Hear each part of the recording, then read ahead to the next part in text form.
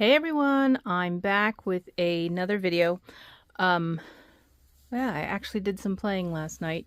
You can see some of the results. I wanted to show you some things I purchased for the stenciling that I knew I was going to be doing, and they came in, and then I went ahead and started sort of playing with what I had just to see how everything would work out. And this may help some of you with your stenciling. It may not. But I just thought I would share with you what I've done. Okay, so I purchased the stencils from the latest release from Waffle Flower, and this is a snowman stencil, and it's two parts. So they're numbered. This is the first layer, and then this is the second layer that you do. And so one of the things that oftentimes you do is you'll tape your stencil down to your mat or something like that with the paper underneath and do your stenciling. And there's tools out there now, which I didn't have up until now, to do the stenciling, and I decided I'd purchase one, and the one I purchased is from Waffle Flower. Alta New has one as well, but this is called a grip mat, and they have various different sizes. I purchased this off of Amazon because it wasn't in my Waffle Flower Crafts order. I decided to get one from Amazon. Now, this is, I think, the version 1, because they have a version 2 out now, and I think it's a little bit more sticky, they say. But what it is it is a very large photopolymer stamp. And something about the photopolymer makes it sticky, like it, so it can grip to your stamp block. There's a whole bunch of stamps on this stamp block. This is the way I sort of just, so I don't lose my stamps while I'm doing all my stamping. I have a block out, and I stick a bunch of the stamps that I'm using, especially if they're small, and just have a whole bunch of smaller blocks to the side so that I can just use them as I need to. So this is the 6.5 inch by 8.5 inch grip mat. I purchased this size specifically because it was actually, you don't need a MISTI to do this, but it fits inside of the MISTI, the regular standard size MISTI, not the mini one. But they do have one that fits inside the mini one. Okay, and I haven't bought a MISTI. Well, I bought the original MISTI when she was still making them in her house. Those are the two. I have 2 of them, and they're the ones that I have, and I won't be buying another one. But I figured, since I'm not using them, why not put it in my MISTI, and try that out. So this is the grip mat that I have. They have different sizes. I think they're on the version 2.0 now, so you can actually check when you're purchasing what version you're buying. I think the 2.0 is supposed to be a little bit stickier or more grippy, but I didn't really notice any issues with grip. I should say that way, except for one, and I will mention that to you. Okay, so the grip mat comes with this. There's 2 of these in the package. It's a guide, and I really didn't use this too much for anything that I was doing for the stenciling, but it's got an A2 and an A7 grid on here. So that was that, and then I purchased some brushes for stenciling because the brushes I have. Specifically because these stencils are very much smaller in size, like they're smaller areas, and the brushes I have are too big to get into some of these holes. So I needed some smaller ones, and I wanted to try a couple of different types. So I purchased these from Waffle Flower. These are packs. Actually, these are from Waffle Flower, but I purchased them on Amazon just because I wanted them faster, and I have Prime, so these were delivered after I got my actual order for the stencil. So this is the 2+ 1/4 inch flat tip brush, and it's a pack of like, I don't know, 15 or something. Yeah, 15. And this is a 5-pack of the shader 1+. And you might be wondering, what's the difference? Well, the size is the difference. You can see the brush head on this is flat and angled, and this one is round and angled, and it's much bigger. So I purchased different sizes. I actually got a 4-pack of all their different brushes that they have. And let's see if I can pick them out, because they are shorter than the other ones I purchased from Amazon. So here are the waffle flower ones. Let's see. Yeah. These are all the waffle flower ones that come in like a variety pack you can purchase together. And you can notice that they're white. This is the 0+ shader. It's round and sort of domed at the top. This one is the 2+ shader, and it's angled. Oh, that's another 2+ shader that I used. And then this one is the 1+ shader. That's round and also angled. There's one more, I think. I don't know where it is. But there is one more in here in this 4-pack because it comes in a little container like this. So this is a sampler pack. They only had one left on Amazon, so I went ahead and purchased it just to see what their various brushes were, and so I would know whether I needed to order, you know, more of them. So, okay. The other set of brushes I purchased are like a no-name brand, and I'll hopefully, these you can find on Amazon. You search for the Waffle Flower Crafts, and you can find their store and then find out, you know, under tools what they have. So this is a no-name brand that I purchased. It's a 4-pack, but what you get is 3 packs of 4 of the same brushes. Okay, so you can see these are different. They have a longer handle, and this I forgot what this is technically called. This part of the brush is rose gold, while this is gold, and so same color. There's no name on the handle there, but they feel really good in your hand too, and the bristles are different. So these all have sort of a flat or dome shaped bristle at the top. They're more flat, I would say, and the heads are just different sizes than the waffle flower ones. They work just as good. It's just more of what type of stenciling are you going to be doing. If you're going to be doing small stenciling where you have like these really tiny spaces, like the buttonholes for the snowman and the nose and the eyes, you're going to need a smaller brush, like maybe this one or this one on the right. If you're going to be doing those smaller areas for backgrounds, like that first stencil like this. Hey guys, so I'm back. I got interrupted by the doorbell. I also feel like I'm out of practice from doing videos. Okay, so I was saying, you know, if you have smaller areas to stencil in, like eyeballs and stuff like that, arms that are skinny areas, these kinds of brushes are good. Also, the waffle flower ones are equally as good. They are angled, which is also nice. So either way, you're good to go if you have some smaller brushes like this.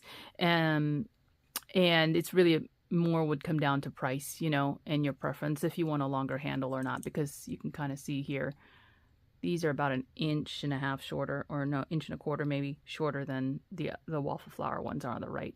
Okay, so these brushes here are really good for areas like these background sections. And you know how they have those big oval brush heads? I have those as well, but those are harder because if you have a space, let me put this down. If you have a space like this where you have this arm here and then you have the background area, you don't want your darker ink. So with the larger headed brush, you don't want that dark ink that you would use for the arm to get up into the space that's open here. So my my suggestion is you use you know, the larger headed area or larger headed brush for this area, and then a small fine detail brush here, because you don't want to, you know, get the colors to go over one another. So that's the reason why I had to purchase some additional size brushes. And of course, you don't want to mix the types of inks that you use with your brushes either. So if you're going to use your Distress Oxide inks, which is what I did for my stenciling, don't use it with your dye inks unless you're going to wash the brush first, and vice versa. Don't cross over. So I have 2 sets for dye inks versus oxide inks. If you don't have both, then it doesn't matter. Now, does it? So those are the brushes that I bought, in addition to the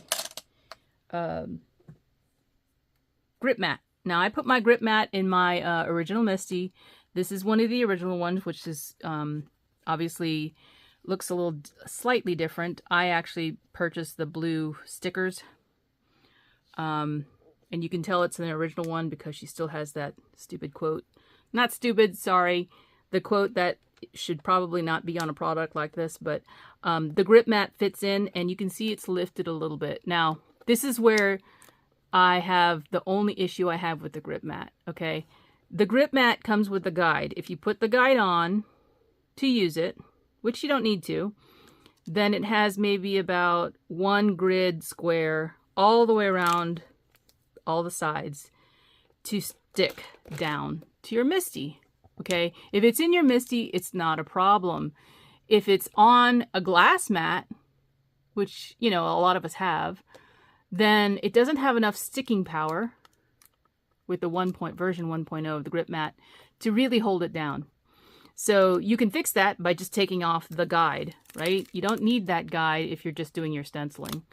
If you're doing stamping, I think that's where it comes into play more often than not.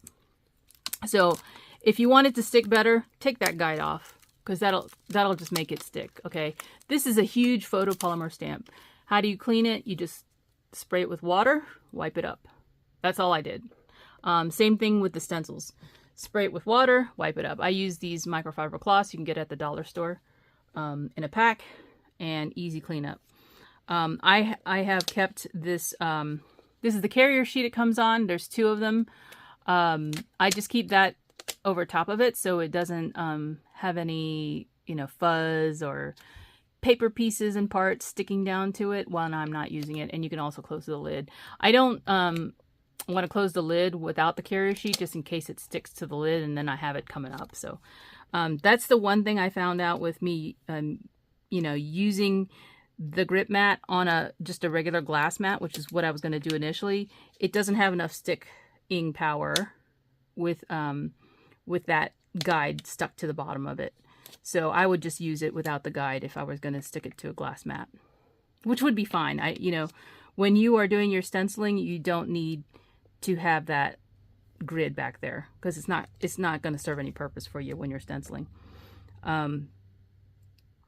It was very easy to line up the stencil to the die that I have. So this die here, I cut all of my, this is smaller than an A2 card front, right?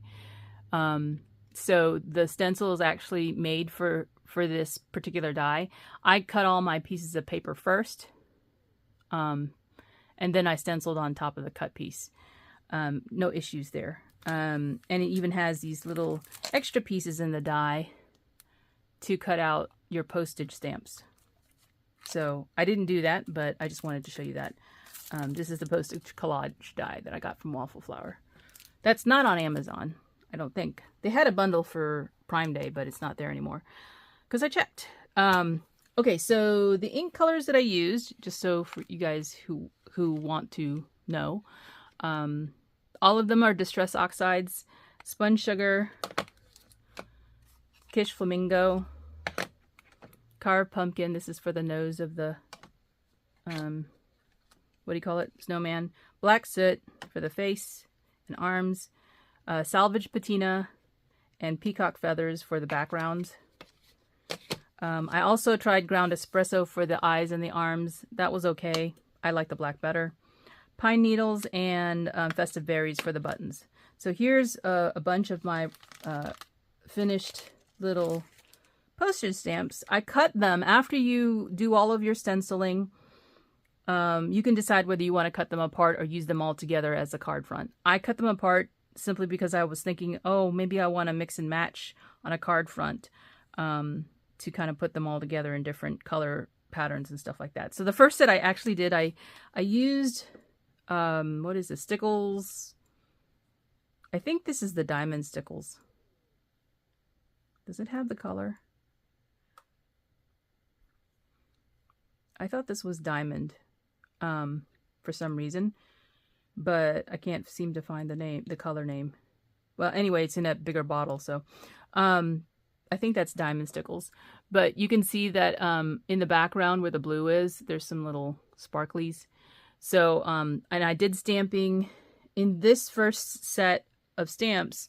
I actually used my Weather Vane dye ink, and because I didn't want the text or the stamp to be super dark, but I found that I didn't like it as much. I think, I don't know. I kind of wanted to try the black to see if that would work better. So this gray is what I used on the first, you know, die cut that I had. So all the ones with the glitter is the first pass I did. So you can see here, these were at one time all hooked together as one die cut, and I cut them apart with my trimmer. It's very easy because with the way the die is designed, there's a method to it. So if you look at the die, you cut this first, straight down here, and then once you have that part cut away, you would cut the center part right here, and then they would separate, and then you could just cut down the individual hooked pieces together. If you wanted separate stamps, that's how you would do it. If you don't want to cut it apart, you know, simply just keep it together. You could use it as a card front and it will fit fine. These are all A2 panels that I plan on die cutting, so that's why I have this. And you can see how it fits just fine on that. So I'm going to cut a whole bunch more because I have another stencil that has gingerbread men on it, or it's gingerbread themed. So I'll be using that one next because I have a crafty day with my friend Carla and the ladies. Hi Carla, if you're watching, coming up in a week from today. Today's Saturday. So you can see the different stamps I came up with. So now these are like little embellishments, and you can use them inside or outside of the card or on the envelope. If you're not mailing it, I wouldn't mail it with one of these on there, just in case the post office gets a little confused, or this, not the post office, the machine at the post office gets confused, and your mail doesn't get delivered. So these are the stenciled card fronts that I did, and there's 3 of them here. I did 2 blue and 1 pink.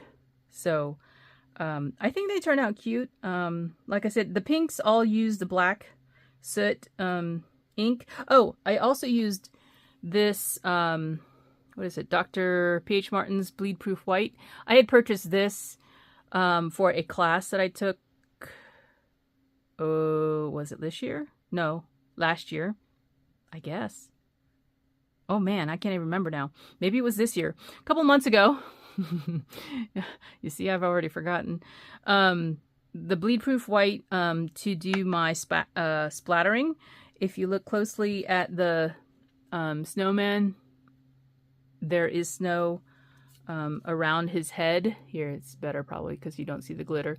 You can see the little splattering of snow just in the blue parts. And the way to do that is when you've stenciled this, right, with the color that you want. I think he goes here. So the grip mat is great because if you forget to do this, you can always go back and place your stencils in the exact same, you know, put your stamp back together, or your die cut back together, which is what I did, and then place your stencil right over top, and it will stick down so you can keep it in place. So if you only want the spackled part, the white snow in the background like that, just put your stencil back in the spot that it's supposed to be in. And then you can use, like, I use a toothbrush. This is also from the class that I took. So I had it lying around still. You can use whatever you want for your white snow. But that's how I did the snow in the background. I think this turned out cute. I definitely want to do some more in some different colorways. But I did some crafting, guys. I can't even tell you.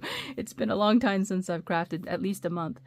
And I just didn't feel like doing a whole lot of crafting. So now I'm going to sit here and die cut a whole bunch of panels for my crafting weekend next weekend, and probably play some more with some of these, with these stencils, to make some Christmas cards, since it is still July and it is Christmas in July, and I want to go ahead and do that. But that is all for now. I do have another, I'll tell you, I went back and placed a second order with waffle flour for the poinsettia stencil that I did not purchase. It went out of stock, so they put it on pre-order. And then I also purchased the other stencils that they have for the rest of the, well, not the rest of the year, but the year-round type of thing. They have a summer themed, autumn themed, just an everyday theme. And so I purchased one that does just the blocks, the background blocks that fit to the stencil, to the die. The autumn themed one is another one I purchased. The poinsettia one is the one I purchased. And I purchased another one of these so I can cut 2 at a time. What else did I get? Another grip mat. I purchased the second version to see if it would be stickier. I could put it in my other MISTI. Since I don't use my MISTI for stamping, because I have a different stamp positioner that I prefer, these would be great for, you know, for the stenciling, and they can just stay in there. The other thing too is that with the MISTI, and you can see, you can see how messy my desk is, right? So the thing about the MISTI is if I had taken the grip mat and stuck it to my glass mat, I wouldn't have enough room to do what I'm doing because my desk is a mess and I haven't cleaned it. If that's not a problem for you, great. But I would have to peel the grip mat up to do some of the other stuff I was doing, like stamping. Okay, so having it inside the MISTI lets me pick up the MISTI and move it off my desk so that I can put the die cut down here and actually stamp. I didn't want to adhere all the stamps to the lid of the MISTI and stamp down because I didn't want all the stamps to be in a certain position. I wanted to move them around and use them on different separate, you know, separate parts of the thing. So I put them on the blocks and then stamp that way. And I prefer to have a hard surface to stamp on like that. So that's the nice thing about having it in here, is if you don't have the desk space, you can pick it up and move it off once you're done stenciling, and then you can finish what you're doing with the stamping and be done. Or you could do it a different way, which is, you know, obviously do all your stenciling first, then put that aside, clean up, and, you know, I don't work that way. I'm all over the place when I'm crafting. So, that's it for now. Sorry this video was so long, but then again, you haven't had a video from me in a long time, or weeks, other than the haul video. So if you're curious about what I purchased, the previous video from this one has what I purchased. And I'll be back later on with more stuff that comes in. I know I have some things I purchased from Impression Obsession, and oh, the Stamp Market had a release too. So I'll be sharing those when those come in. Thanks for watching and happy crafting. Bye for now.